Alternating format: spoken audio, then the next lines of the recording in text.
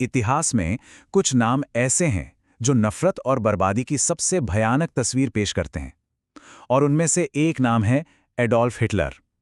तो आज चलिए इस शख्स की कहानी में थोड़ा और गहराई से उतरते हैं। तो सवाल यही उठता है कि आखिर हुआ क्या? एक आदमी जो कलाकार बनना चाहता था, वो दुनिया का सबसे खतरनाक तानाशाह कैसे बन बैठा? चलिए इस पूरी कहानी को खंगालते हैं, उसकी गुमनाम शुरुआत से लेकर उसके भयानक अंत तक। तो हिटलर की कहानी की जड़ें राजनीति में नहीं है। नहीं, इसकी शुरुआत होती है एक नाकाम कलाकार के दिल में, जहां पहले सपने थे और फिर सिर्फ गुस्सा और नफरत बची। देखिए, हिटलर का जन्म एक बहुत ही साधारण परिवार में हुआ था। शुरू में उसमें ऐसा कुछ खास नहीं था, सिवाय एक चीज के, उसे आर्टिस्ट बनना था। लेकिन उसके पिता, जो एक सख्त सरकारी अफसर थे, वो चाहते थे कि बेटा भी कोई सरकारी नौकरी करे। और बस यहीं से बाप बेटे के बीच वो टकराव शुरू हुआ, जो शायद कभी खत्म ही नहीं हुआ। तो अपने सपनों को पूरा करने वो वियना पहुंचा, और यहीं उसके सारे सपने टूटकर बिखर गए। शहर की सबसे बड़ी आर्ट एकेडमी ने उसे रिजेक्ट कर दिया, एक बार नहीं बल्कि 2 बार। और वजह? उन्होंने कहा कि वो पेंटिंग के काबिल ही नहीं है। सोचिए, इस एक नाकामी ने उसे गरीबी और एक ऐसे गहरे संकट में डाल दिया जहां से वापसी बहुत मुश्किल थी। अब वियना की सड़कों पर वो बेघर था, अकेला था और संघर्ष कर रहा था।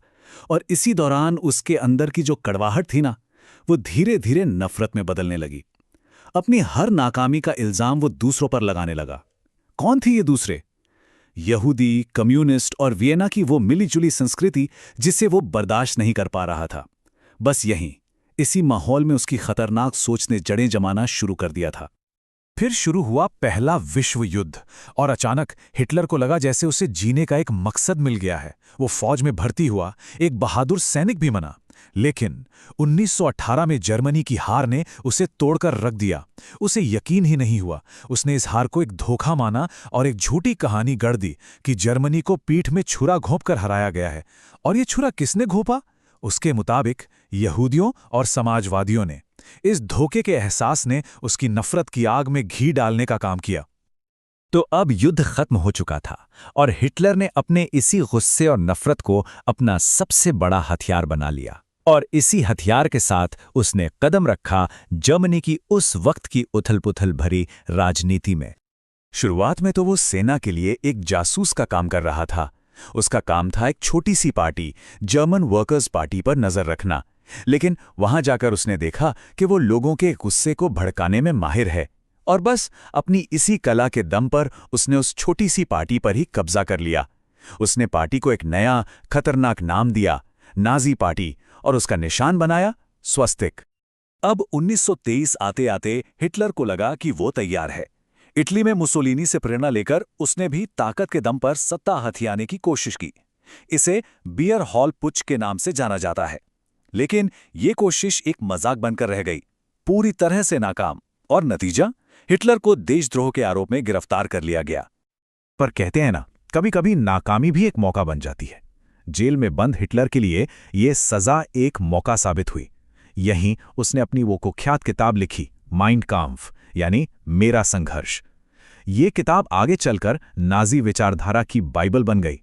इसमें उसने अपनी नफरत भरी सोच और जर्मनी को फैलाने की अपनी खतरनाक योजनाओं का पूरा ब्लूप्रिंट तैयार कर दिया था।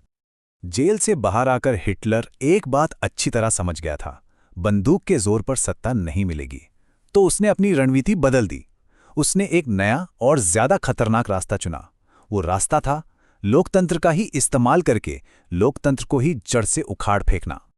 और फिर 1929 में आई महामंदी। जर्मनी की अर्थव्यवस्था पूरी तरह से बैठ गई। लोग बेहाल थे, निराश थे, और बस यही हिटलर के लिए सबसे बड़ा मौका था। उसने लोगों की इसी हताशा का फायदा उठाया।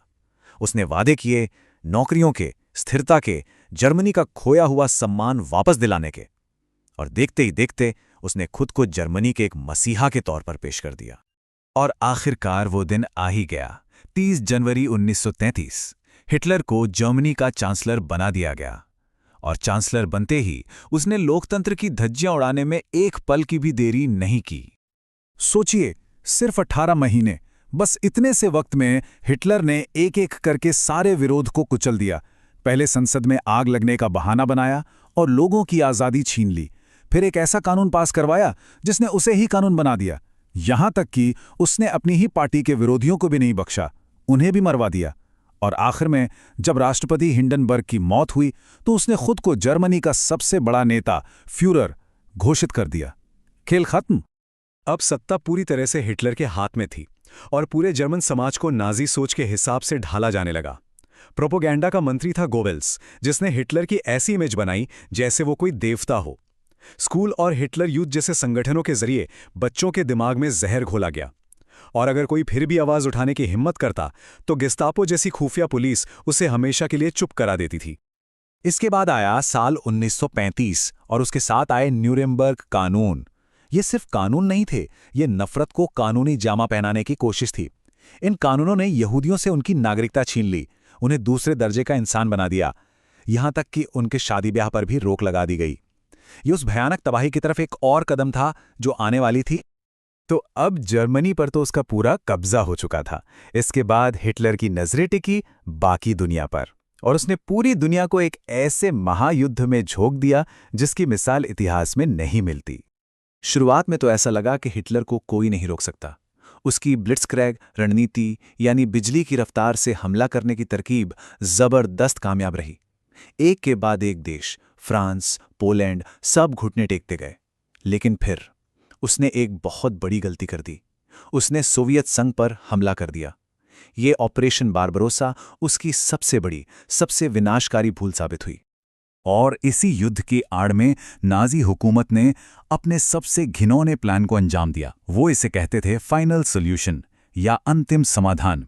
ये नाम सुनने में जितना साधारण लगता है, असलियत उतनी ही भयानक थी। ये यूरोप के यहूदियों और कई दूसरे समुदायों को पूरी तरह से खत्म कर देने का एक प्लान था, एक ऐसा नरसंहार जो फैक्ट्रियों की तरह चलाया गया। इसे ही हम आज होलोकॉस्ट के नाम से जानते हैं। जरा इस आंकड़े पर गौर कीजिए, 60 लाख, लगभग 60 लाख यहूदी, मर्द, औरतें और बच्चे, जिनकी सिस्टमैटिक तरीके से बेरहमी से हत्या कर दी गई। स्टेलिनग्राद की हार के बाद सब कुछ बदल गया। युद्ध का पासा पूरी तरह पलट चुका था। अब हिटलर की सेनाएं पीछे हट रही थीं। पश्चिम से मित्र देशों की फौजें और पूर्व से सोवियत सेना, दोनों तरफ से बर्लिन को घेरा जा रहा था। अप्रैल 1945 आते आते ये साफ हो चुका था कि हिटलर का खेल अब खत्म होने वाला है। और जब हार बिल्कुल दरवाजे पर खड़ी थी तो हिटलर ने पकड़े जाने की बेइज्जती से बेहतर मौत को समझा। 30 अप्रैल 1945 बर्लिन की सड़कें मलबे से पटी थीं और सोवियत सैनिक कुछ ही दूर थे। उसी वक्त अपने जमीन के नीचे बने बंकर में हिटलर ने अपनी पत्नी ईवा ब्राउन के साथ आत्महत्या कर ली। तो आखिर में अडोल्फ हिटलर की कहानी सिर्फ एक आदमी की कहानी नहीं है। नहीं, ये एक चेतावनी है, एक खौफनाक चेतावनी जो हमें याद दिलाती है कि जब नफरत को देशभक्ति का मुखौटा पहना दिया जाता है और जब सारी ताकत सिर्फ एक इंसान के हाथ में आ जाती है तो इंसानियत की कैसी भयानक तबाही हो सकती है। और सबसे बड़ा सवाल आज भी यही है कि क्या हमने इतिहास के इस काले अध्याय से वाकई कोई सबक सीखा है।